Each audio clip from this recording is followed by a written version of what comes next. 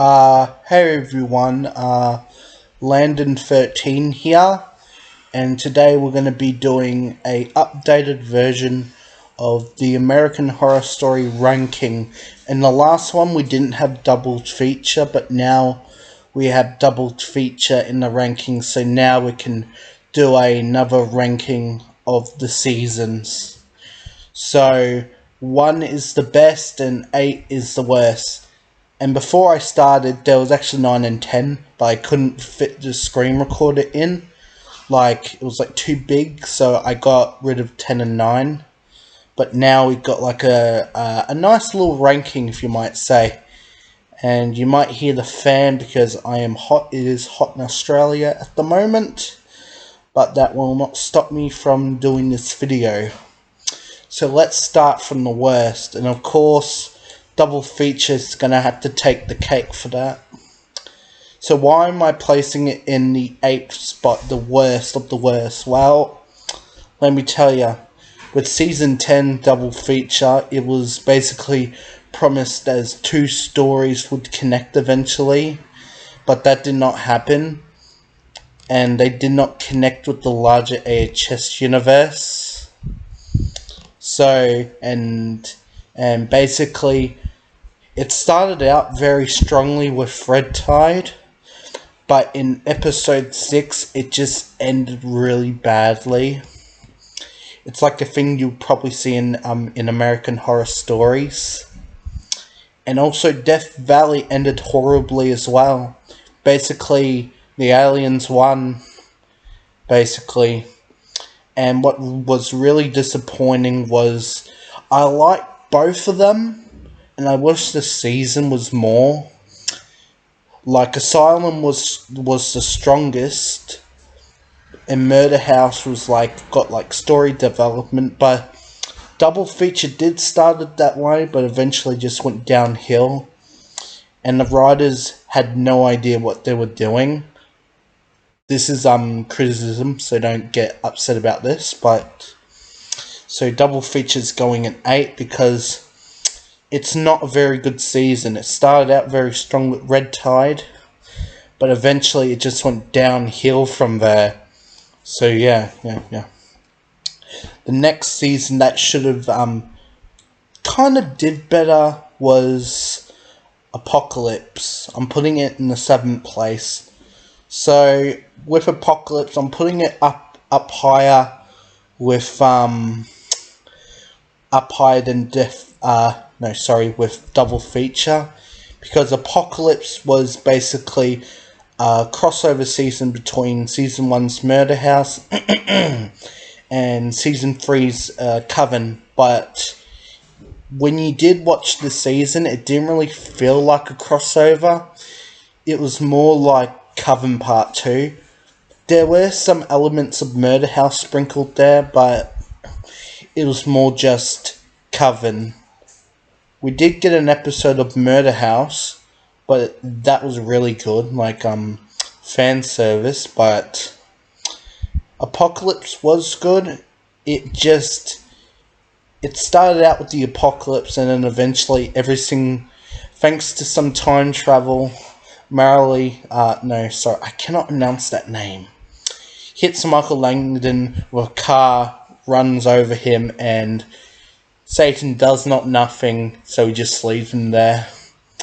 And the ending of the season was good. It was just, yeah, you got a new Antichrist. It's yep, so time traveling was pointless, but it did have a good story arc against the witches and Michael Langdon, and how that storyline continued for Michael Langdon we've seen from the end of Murder House. But Apocalypse did try, but at the end it just wasn't really a crossover, but it was a fun season to visit. So the next season I'm going to be putting in the 5th, the 4th is Coven. Coven is season 3 of American Horror Story.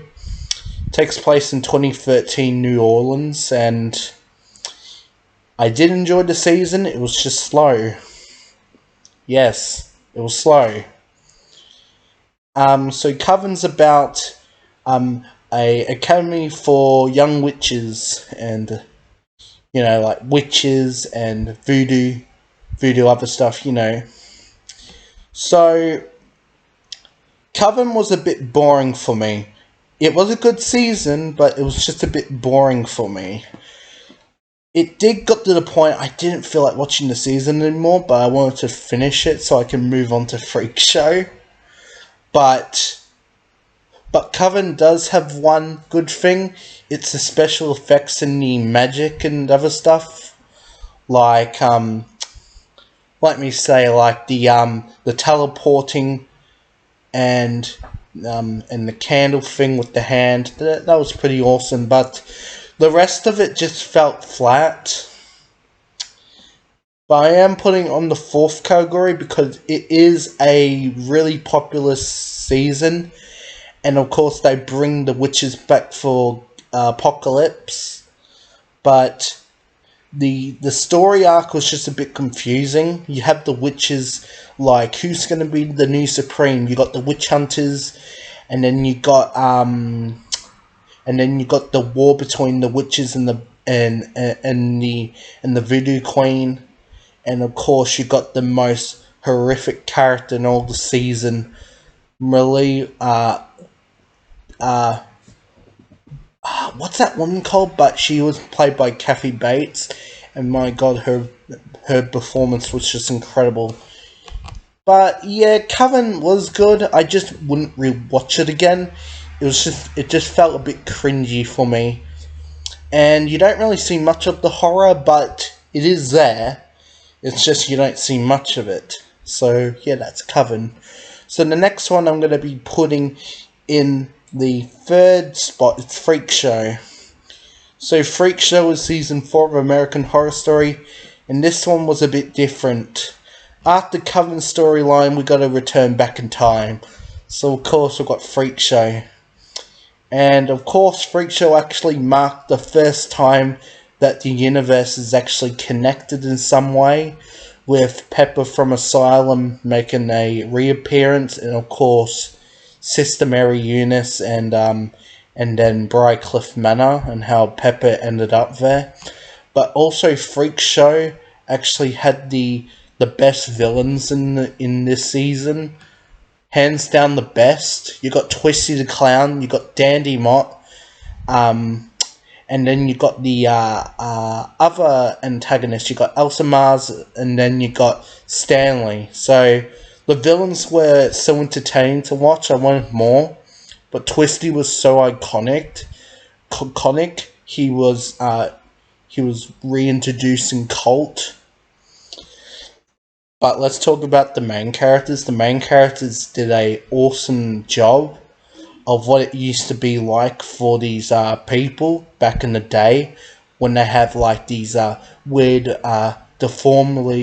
deformities on their bodies, and people call them freaks. So of course they would get upset, but they also run a circus called Freak Show, the name of the season. And the season wasn't scary.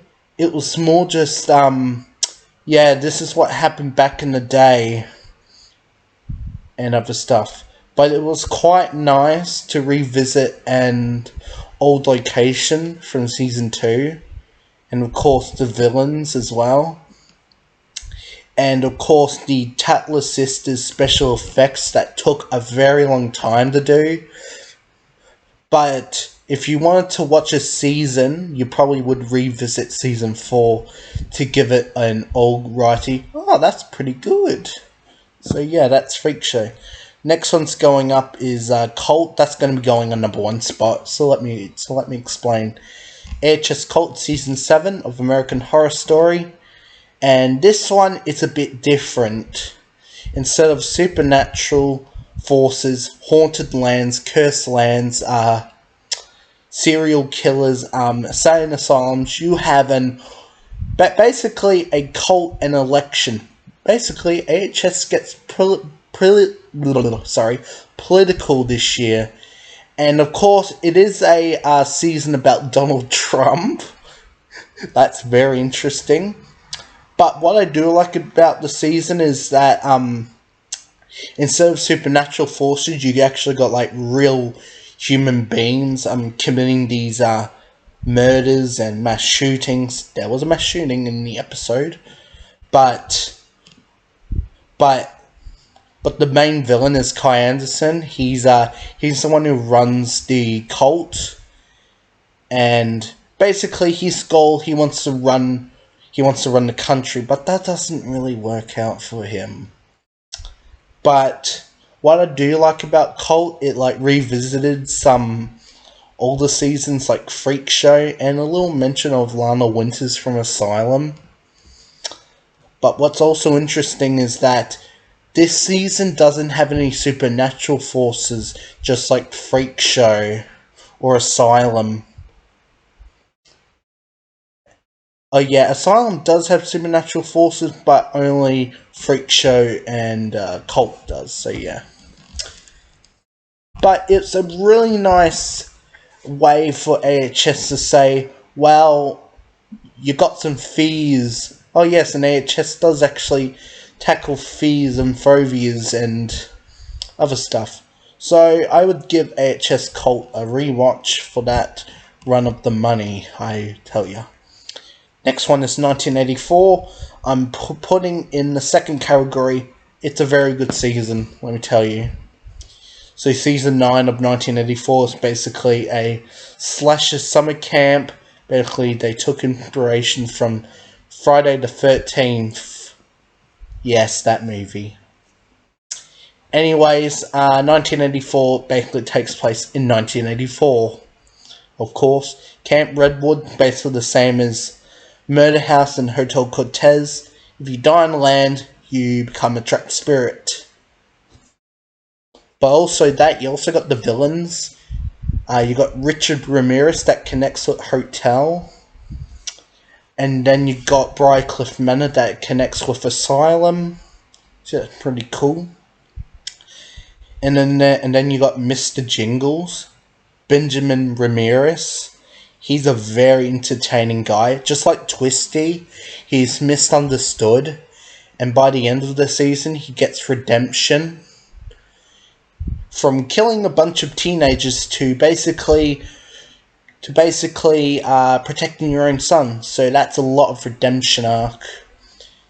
And the characters are just so entertaining to watch. Only 9 episodes, but it felt so good. You wanted to see what happened next. And, you know, it was just so great. It was like, oh, I want to watch more. So yeah, 1984, I probably would give that a rewatch. So yeah. Next one, so the next one we're going to put on is Hotel. We're going to put it in the 5th category. Now, Hotel is a good season. It's just darker. It just went dark. With Murder House, it wasn't really that dark. Asylum was more creepy and claustrophobic, but Hotel went to a different approach. Yes, this is the first season without Jessica Lange. How sad. But we do get Lady Gaga, and dear God, there were too much scenes with her. I know this is like her very first acting career, but I didn't really like her acting at all in this season. It was good to connect with Murder House and Coven, but the Hotel Cortez is basically similar to Murder House. You die on it, you're trapped as a spirit. So yeah. What also is interesting about Hotel is I like the villains. Mainly James Patrick Marsh, played by Evan Peters, sorry. But he's just a monster, let me tell ya. He doesn't care, he just does it for sports. And he's just a really funny villain sometimes. And he just doesn't really care, he just does it, you know? And he's also the builder of Hotel Cortez, of course. But Lady Gaga didn't really sell it for me. The season did got boring, but it was interesting. But there were just too much sleeping together scenes, just too much of them. And of course, American Horror Story has some of those scenes, but it goes off screen. But Jesus Christ, Hotel takes it another level. I wouldn't be watching that season anytime soon. It's just boring. And of course, the Vampire Kids plotline's stupid. So yeah.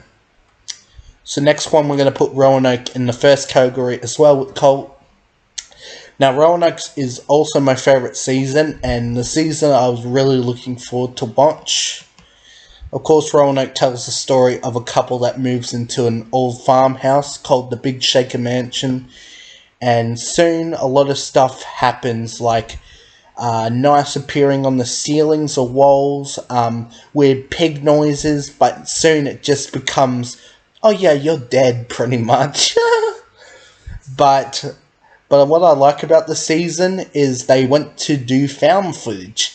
Now, in some horror movies, they like to do found footage, like the Blair Witch Project and the other things, but AHS Roanoke is like the most creepiest and scariest seasons of all time. It does connect with Coven, Murder House, Freak Show, and Asylum. So of course. But what's also interesting is the villains. You got Kathy Bates playing the Butcher, a very haunting and evil character that will do anything for her land, and she's just scary. She will not. She won't care. She will kill kids, and she will not care. Then you got the nurses that, thank God the colony killed them. I was so happy. And then you got the neighbours from next doors, the cannibals, I might say, the Polks. I don't like the cannibals next doors reference to the hill has eyes, but I was just glad when they all got killed. I was like, oh, thank God for that. And of course the ending was just shocking, with the house blowing up and of course the colony just marching down. But this season is also not afraid to use gruesome bits. No. There's a lot of gnarly kills, but the best one is Edlet Polite Mott, who has just the darkest death along with one of the nurses. But if you really want to get a very full AHS experience and you want to really get scared, I recommend Roanoke. So yeah. Okay, Asylum. Asylum's going to go down to the 6th category, so let me explain. So Asylum is basically the second season of American Horror Story. Now, I don't really like this season. It was a lot more slower than Coven, but you do got a lot of plot holes, like the aliens that was revisited in double feature. But what makes Asylum great, I'm putting it in the 6th category, but what makes Asylum great is what actually happened back in the days when mental institutions actually did that. Electroshock therapy, surgery with no anesthetics and other stuff, and it's like, wow, this is actually happening in real life. Ryan Murphy took that fear to the whole next level. And then you got the serial killers, you got aliens, you got all this other stuff. But the alien plot line just became dead. But it was a good season. I wouldn't re-watch it because it was just boring for me. But this actually happened back in the real old days, actually. So, Asylum's just the most claustrophobic season.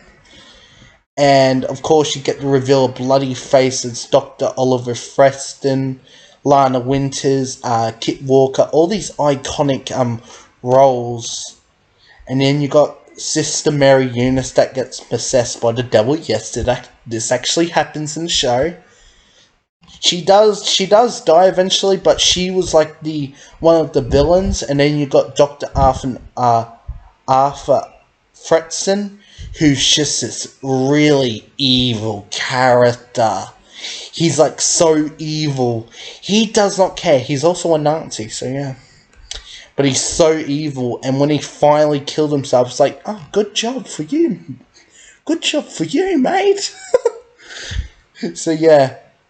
Asylum is definitely a rewatch, but I wouldn't rewatch it because it's just got a bit boring for me. But I was on the edge of my seat the whole time when I first watched it after Murder House.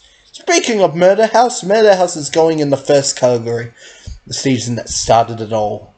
So Murder House is basically a trope of haunted houses, Rosemary's Baby, and other stuff.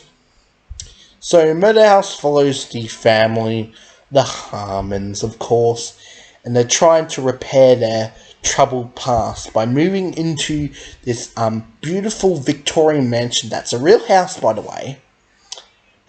But soon things go terribly wrong. For example, like things moving, doors opening, objects getting knocked, and eventually ghosts appearing, like the twins or the nurses. And we also get some foreshadowing for Roanoke season 6. But what makes Murder House stand out? It's its authenticity. Is that what you say? Yeah. What makes Murder House great? Its original story, and it actually does line up with Apocalypse eventually. So yeah, but Murder House is definitely a rewatch. You got all these creepy things like the Infantata, the Rubber Man, the Tate Langdon, all these creepy things. And of course the house itself. But that's not the only thing that tackles not only horror but the drama of families. Of course, this actually happens in real life with not good functioning families that are trying to cope. Ben cheated on his wife, so he's quite a horrible human being. But at the end of the season, he does get some redemption arc in him. The villain is Tate Langdon. He's a horrible human being. Most horrific, I tell ya. He's just so horrific. I'm not going to even say the details of them. You have to watch the season for yourself, but they're so horrific. I'm not going to even say them. They're just so horrific. But what also makes Murder House stand out is the location itself. The actual house has so become much of an icon that people rock up there and they go, oh my god, dude, the Murder House. The Murder House has become basically, Murder House is like a boat, and all the other seasons are like passengers. Murder House holds them all together. Without that season, all these other seasons wouldn't exist. A double feature would not exist, so I hate that. But Murder House is like the boat, and all these other seasons are like the things that holds it together. And also Murder House is basically the first one that introduced us to Michael Langdon. That ending shot with the dead babysitter and with Michael Langdon just sitting there and smiling, and Conscience is like, what am I going to do with you? Cut the black, and that was the season of Murder House. But Murder House was definitely a good season. I would definitely give it a rewatch. And that is my American Horror Story Worst to Best season so far, with double feature in the worst category, Apocalypse in its okay category, number 7, Asylum in its definitely not rewatching category, Hotel, too much blood category, Coven, too slow category, Freak Show, good, 1984, good, and these 3 seasons are the greatest. Now, some people are going to have some people are going to go in the comments and saying, how dare you not like Asylum? And I'm gonna have to tell you, people, that's my opinion. That is literally my opinion. Everyone else has opinions. I got an opinions on each season. You have an opinion on other seasons, but yeah, with the right, we are now waiting for season 11, and hopefully that can repair the AHS franchise because Double Feature is killing it off. But it's still going strong. It's still going strong. But yeah, pretty much that's it. I will be doing another of these when season 11 has arrived, and once I watch that all, I could do a ranking. But yeah, that's pretty much it for the video. Check out my other American Horror Story content on this channel, including American Horror Stories reviews, each of the season reviews, and of course the Minecraft server building tour thing showcase. But yeah, that's pretty much it for the video. Comment on the video what your favourite season of AHS is. Also, like the video, click that notification bell, and click that subscribe button to become a Team 13. Really helps out the channel a lot. And if you want to see another ranking for Jurassic Park franchise once all the films come out, I will do that. But until then, that's Landon13 signing off now. Bye bye!